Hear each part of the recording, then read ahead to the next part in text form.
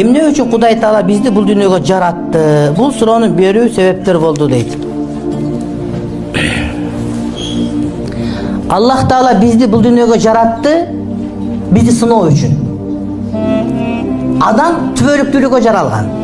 Бирок ошол түбөлүктүү бактылуулук жана бактысыздык адилеттүүлүк менен болуш керек. Ал адилеттүүлүк сыноо менен болот.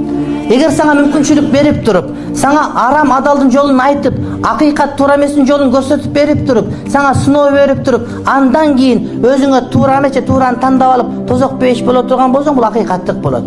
Адамдардын баарын бейишке киргизип койсо айтмак да, жакшыларчы, биз го жакшы элек, бул жамандар эмне кирип калды деген сөзчү. Эгерде бардыгын тозокко түшүрүп койсо, жамандар биз ылайык дейт эле, бирок жакшылар эмнеге түшүп калдык дейт эле, урматтуу бир тууган. Ошон үчүн ар ким өзүнө тозок менен бейишин таап алыш үчүн Кудайым бул дүйнөгө сыноо үчүн жаратты.